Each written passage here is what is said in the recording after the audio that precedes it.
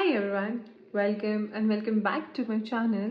Today I'm going to review the 35th and 36th episode of Splitsvilla. So let's get started. So episode starts with Kashish's entry. She was looking drop dead gorgeous. कशिश का जो मिस्टिफ है वो basically ये है कि एक envelope में 50,000 rupees है एंड एक एनवेलप में 0 है एंड उसको बिट करने का राइट सिर्फ और सिर्फ अनसेफ जोन में जो लोग खड़े हैं उनके पास है. जिस किसी को भी 50,000 वाला एनवेलप आएगा वो डायरेक्टली पावर मैच के थ्रोन पे बैठ जाएगा. Initially Suzanne is hesitating to bit क्योंकि ऑफ कोर्स ना अगर अनलकी हो गई तो क्या होगा. क्यूट सी चीज है both are communicating through their eyes and it was pretty cute to see both of them. And जो रिजल्ट निकलता है उसमें सुजैन को 50,000 मिल जाते हैं split coins and she'll be now on the power match throne and सब इतने क्रेजी तरीके से खुश हुए हैं. सब डांस कर like all her friends are just cheering her up और वीशु कितना खुश हो वो जाके सीधा प्रिंस की गोदी में चढ़ गया. और अगर देखा जाए तो Sandy and Sadaf best friends थे और उन दोनों को रिप्लेस करके ये दोनों बेस्ट फ्रेंड्स अब थ्रोन्स पे हैं. एक आइडल मैच के थ्रोन पे एक पावर मैच के थ्रोन पे.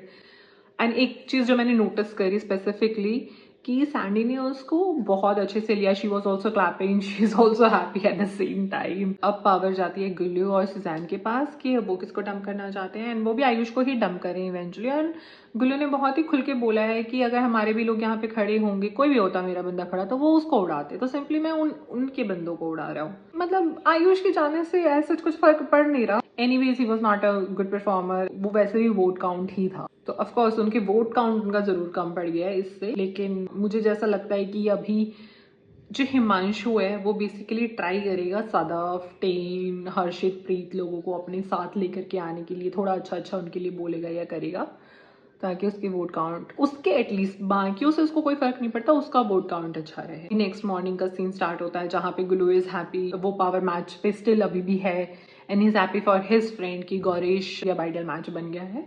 उसके बाद जलक को दिखाते हैं कि जलक इज स्लाइटली अनहैप्पी कि गौरीश उसके पास अभी तक आया नहीं. I can also understand from Jalak's point of view कि जलक थोड़ा सा इनसिक्योर डेफिनेटली होगी. नेक्स्ट सीन जो आता है वो निहारिका एंड सौरभ आपस में बात कर रहे होते हैं. निहारिका की शुरू से यही दिक्कत है कि सौरभ जो है वो अपना स्टैंड नहीं लेता. मेनली यहाँ पे हिमांशु और योगेश लीड कर रहे हैं और वो सिर्फ उनकी बातें सुन रहा है और उनकी बातों में हाँ मिला रहा है. और जब निहारिका को भी उल्टा बोल रहे हैं तब वो निहारिका का भी स्टैंड इतना ओपनली नहीं ले रहा है. सौरभ अब यहाँ पे अपनी वीडियो में भी यही बात करता है कि अरे मैं मना लूंगा, मैं देख लूंगा.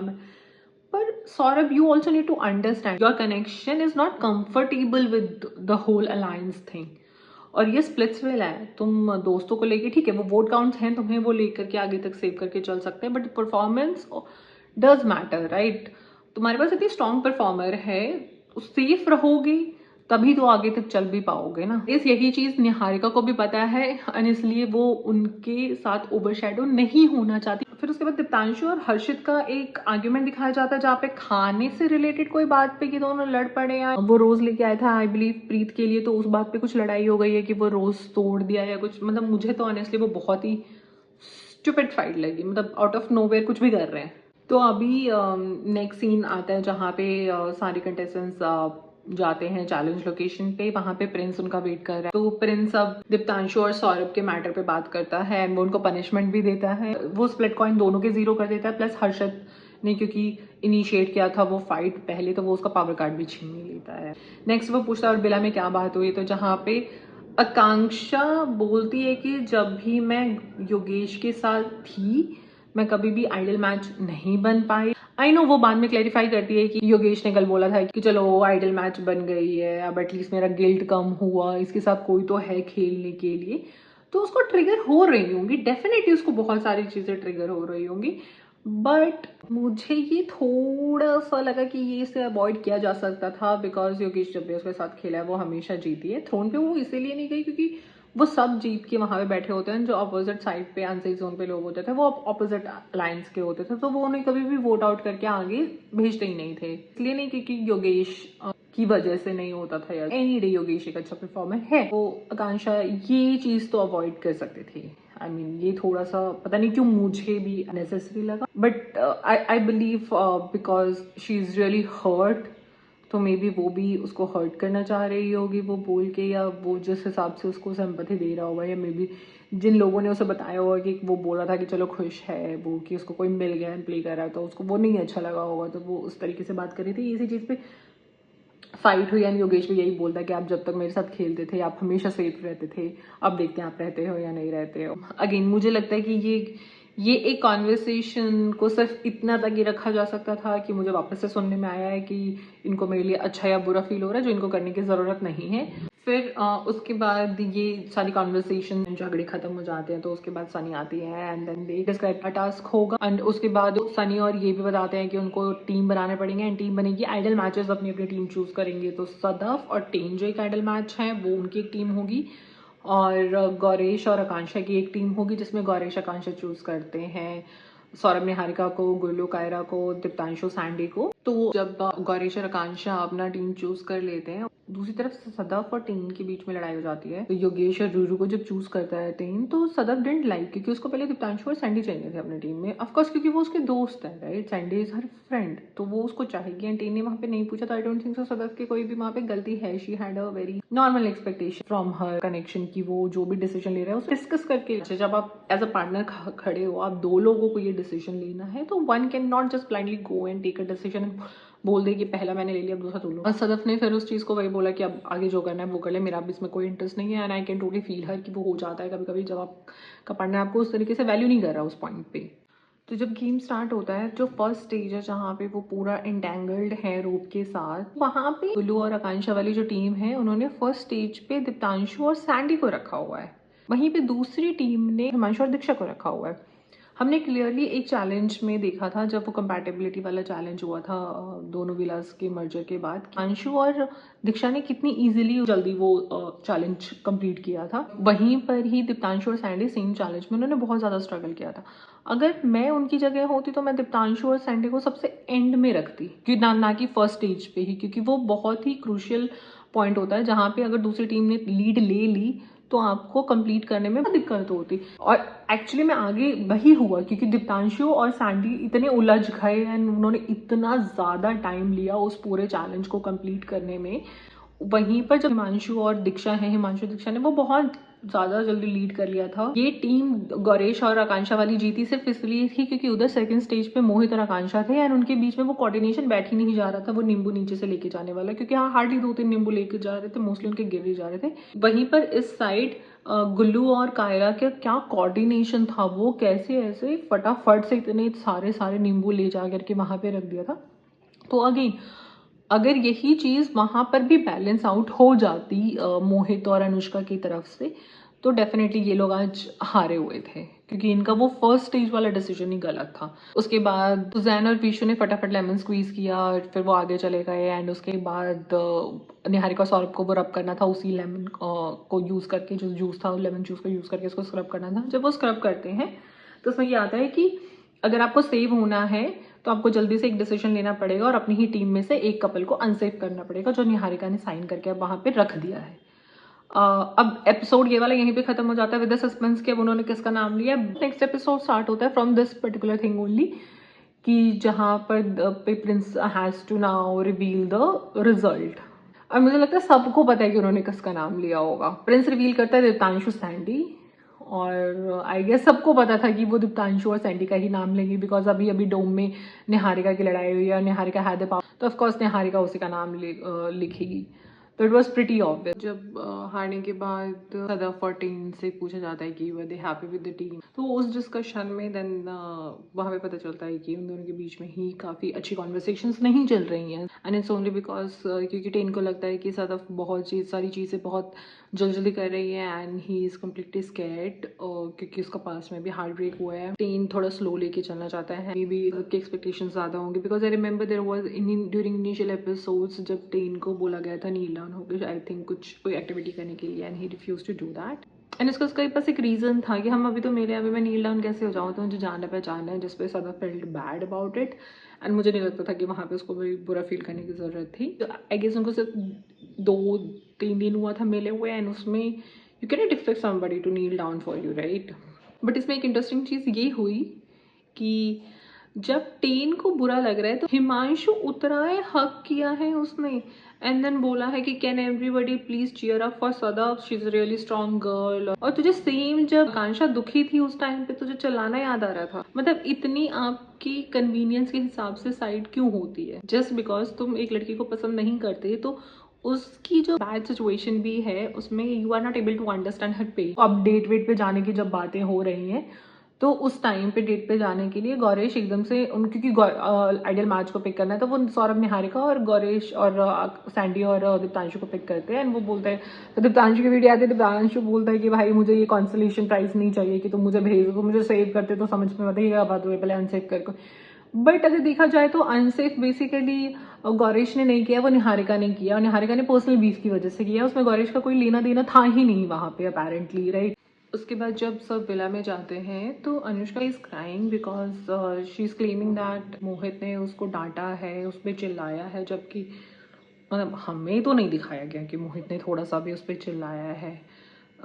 वो अगर वो हार गए हैं तो वो दोनों का इक्वली फॉल्ट था, ना कि मोहित ने कुछ अलग किया तो मोहित ने खराब किया, या आकांक्ष या अनुष्का कुछ और अच्छा ही प्लान कर रही थी जिसकी वजह से मोहित नहीं कर पाया, तो वो चिल्लाया तो नहीं था। बट इन सब इस पूरे फियास्को में सबसे बेस्ट पार्ट था गुल्लू। गुल्लू जो मजे ले रहा था पूरे ही सिचुएशन के, मतलब वो देख के बहुत मजा आ रहा था। गुल्लू वो टोटली फन फेसेस बना रहा है, उसके पीछे रोक रहा है टोक रहा है, फिर विशु बीच में कुछ बोल रहा है, उसको बोल रहा है तो हिमांशु नहीं है करके, है ना। उसके बाद वो रो रही है, सो रहा है चुप हो जाओ, रो मत, तो बीच में सुजैन बोलती है आंसू कहाँ है। तो वो पूरा देखने में बड़ा ही मजा आ रहा था, पूरा फन सीन था। उसके बाद नेक्स्ट मॉर्निंग भी होती है तो वो लड़ाई मोहित और अनुष्का वाली कंटिन्यू होती है। एक तो ये अनुष्का बोल रही कि मैंने पूछा कि तुम कहाँ हो, तुम झलक के साथ खेलोगे क्या, मोहित से पूछे कि तुम झलक के साथ खेलोगे क्या। उसके बाद सैंडी के पास आके पूछती है कि तूने तो मुझे बोला था कि वो दोनों साथ में है। तो अगर साथ में, इसका मतलब ये थोड़ी है कि उनके बीच में कुछ चल रहा है या वो प्लान ही कर रहे होंगे गेम के बारे में, या नॉर्मल भी तो साथ में खड़े हो सकते हैं। और सैंडी भी उसको क्या पलट करके जवाब देती है, और जब सैंडी वो जवाब दे रही होती है तो उस टाइम पे पीछे गुल्लू और योगेश जो पेड़ पे चढ़ के बंदरों वाली हरकतें कर रहे थे, वो भी बहुत ही फन मोमेंट था देखना। मतलब पूरा टाइम वो जो गुल्लू जिसके साथ भी इन्वॉल्व था उसने जो भी फन एक्टिविटी करी है वो बहुत ही वो थोड़ा चिल, थोड़ा लाइट कर दे रहा था पूरे मूवमेंट को। तो गुल्लू को देखने में बहुत मजा आया। एक वो फुल एपिसोड जो संडे का एपिसोड था, इट वॉज डेडिकेटेड टू गुल्लू। अब साथ जाते हैं चैलेंज लोकेशन पे। वहां पे निया है, निया पूछती है कि आपका पार्टनर कैसे, आइडल मैच बन गए कैसे, कहाँ पे हो अभी। तो फिर आकांक्षा बोलते हैं कि गौरेश झलक के साथ परफॉर्म करेगा बिकॉज वो लव चैलेंज तो साथ ही परफॉर्म करेंगे, उसके लिए कोई ऑप्शन नहीं है। बट वो झलक के साथ सेम नहीं फील कराना चाहती जो कि उसके साथ फील हुआ। तो सेम चीज झलक से पूछा जाता है कि are you okay with this whole situation. तो झलक बोलती है कि yeah no I am not okay with the situation, क्योंकि वो चले गए, हमें क्या पता था कि वापस से आइडियल मैच बन गया, but it is how it is right now.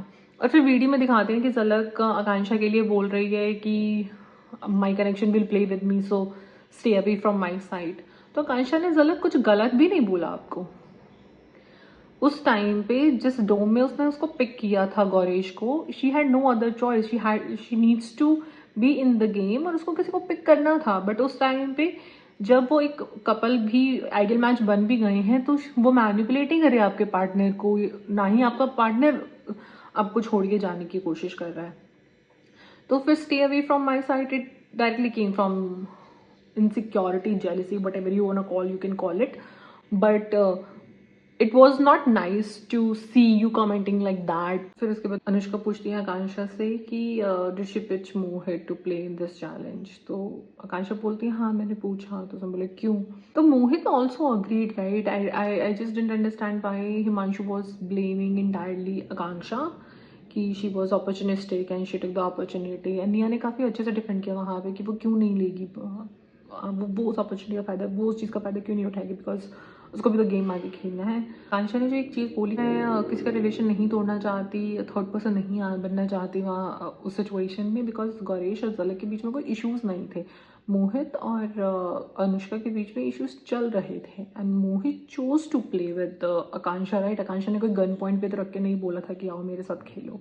तो ये मुझे हिमांशु का नहीं समझ में आया। तो बोलो तुम गेम खेलने आए हो, तुम ऐसे क्यों बोलते हो कि मैं गेम नहीं खेला है। मैं पहले तो खुद भी तो समझना कि वहाँ पे दो अलग अलग सिचुएशन है, जिस कि तुझे आउट ऑफ नो वेयर कहीं से भी जाकर के आकांक्षा पे ही आना है because you have a personal beef with her. मुझे कभी कभी ऐसा लगता है कि आकांक्षा कुछ न चुरा के लेके चली गई है उसका।